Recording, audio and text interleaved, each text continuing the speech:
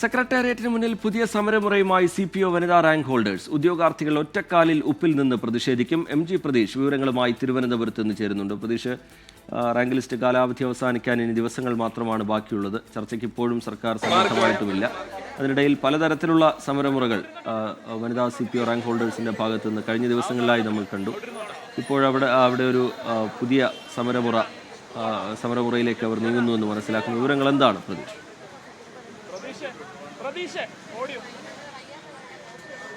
തീർച്ചയായും, കാരണം ഇന്ന് വനിതാ CPOമാർ ഉദ്യോഗാർത്ഥികൾ സമരം തുടങ്ങിയിട്ട് 11ാം ദിവസം പിന്നിടുകയാണ്. സർക്കാരിൽ നിന്ന് ഇതുവരെയും ഒരു അനുകൂല നിലപാട് ഈ ഉദ്യോഗാർത്ഥികൾക്ക് ഉണ്ടായിട്ടില്ല. പല ഘട്ടങ്ങളിലായി വേറിട്ട പല സമരമുറകളും ഇവർ ഇവിടെ നടത്തിയിരുന്നു. പക്ഷേ അപ്പോഴും ആ ഒരു പ്രതീക്ഷ ഇനിയും ഈ ഉദ്യോഗാർത്ഥികളെ സംബന്ധിച്ച് അകലെയാണ്. ഇപ്പോൾ ഈ ഉപ്പിൽ ഒറ്റക്കാലിൽ നിന്ന് ഈ വനിതാ CPO ഉദ്യോഗാർത്ഥികൾ പ്രതിഷേധിക്കുകയാണ്. സർക്കാർ തങ്ങളുടെ ഈ ഒരു സമരം അല്ലെങ്കിൽ തങ്ങളുടെ ഉന്നയിക്കുന്ന ആവശ്യങ്ങൾ അനുഭാവപൂർവ്വം പരിഗണിക്കണമെന്ന് തുടർച്ചയായി തന്നെ ഈ ഉദ്യോഗാർത്ഥികൾ ആവശ്യപ്പെടുകയാണ്. ഇന്നലെയും ഈ സെക്രട്ടേറിയറ്റ് പടിക്കൽ ഭിക്ഷ യാചിച്ചുകൊണ്ടായിരുന്നു വനിതാ ഉദ്യോഗാർത്ഥികളുടെ ഒരു പ്രതിഷേധം. വലിയ തരത്തിൽ അവർ സർക്കാരിൽ നിന്ന് ഏതെങ്കിലും തരത്തിലൊരു അനുഭാവപൂർവമായ നടപടികൾ പ്രതീക്ഷിക്കുന്നുണ്ട്. പക്ഷേ ഇപ്പോഴും അത്തരത്തിൽ ചർച്ചയ്ക്ക് പോലും സർക്കാർ തയ്യാറായിട്ടില്ല എന്നതാണ് പ്രധാനമായും ഈ വനിതാ CPO ഉദ്യോഗാർത്ഥികൾ പറയുന്ന കാര്യം. ഈ മാസം 19-ാം തീയതിയാണ് വനിതാ CPO റാങ്ക് ലിസ്റ്റ് കാലാവധി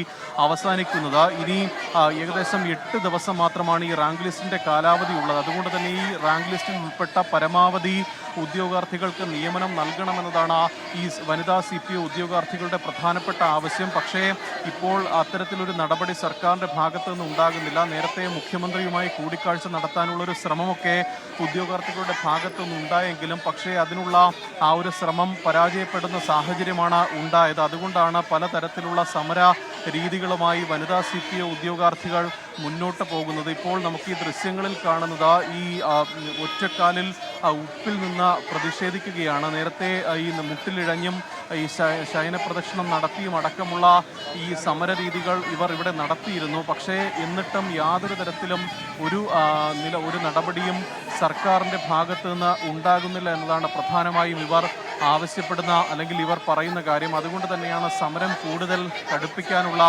ഉദ്യോഗാർത്ഥികളുടെ ഒരു തീരുമാനം ഇപ്പോൾ ഉണ്ടായിരിക്കുന്നത്. കാരണം 8 ദിവസം മാത്രമാണ് ഇനി ഈ റാങ്ക് ലിസ്റ്റ് കാലാവധി അവസാനിക്കാനുള്ളത്. അതുകൊണ്ട് തന്നെ എത്രയും പരമാവധി ആളുകൾക്ക് നിയമനം നൽകണമെന്നതാണ് ഇവർ തുടർച്ചയായി ഇപ്പോൾ ആവശ്യപ്പെട്ടുകൊണ്ടിരിക്കുന്ന കാര്യം. പക്ഷേ സർക്കാരിൻ്റെ ഭാഗത്ത് നിന്ന് ആ ഒരു അനുകൂല നിലപാട് ഉണ്ടായിട്ടില്ല. അതാണ് ഇപ്പോൾ ഇനി മറ്റൊരു സമരമുറയിലേക്ക് കൂടി വനിതാ ഉദ്യോഗാർത്ഥികൾ കടന്നിരിക്കുന്നത്. അതാണ് ഒറ്റക്കാലിൽ ഉപ്പിൽ നിന്നുള്ള ഒരു പ്രതിഷേധം ഈ ഉദ്യോഗാർത്ഥികളുടെ ഭാഗത്ത് നിന്ന് നടക്കുന്നത്. ഈ പല ദിവസങ്ങളിലായി ഇവർ പലതരത്തിലുള്ള സമര മുറകൾ സെക്രട്ടേറിയറ്റ് പടിക്കൽ നടത്തിയിരുന്നു.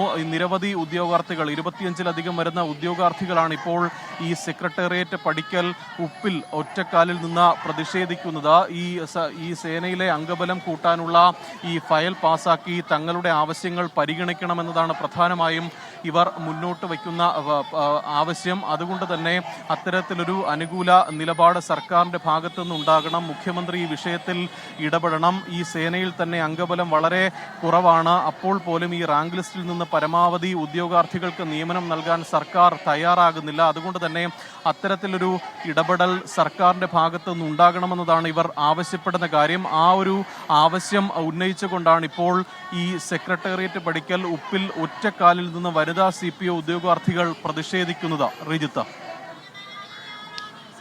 MG പ്രതീഷാണ് വിവരങ്ങൾ നൽകിക്കൊണ്ടിരിക്കുന്ന പലതരത്തിലുള്ള സമര രീതികൾ വനിതാ CPO റാങ്ക് ഹോൾഡേഴ്സിൻ്റെ ഭാഗത്ത് നിന്ന് കണ്ടു. പ്രതിഷേധം ഘടിപ്പിക്കുന്നുണ്ടവർ. പലർക്കും ഇനിയൊരു അവസരമില്ല എന്നുള്ളതും അവർ ചൂണ്ടിക്കാട്ടുന്നുണ്ട്. MG പ്രതീഷ് വിശദാംശങ്ങൾ പങ്കുവയ്ക്കുകയായിരുന്നു.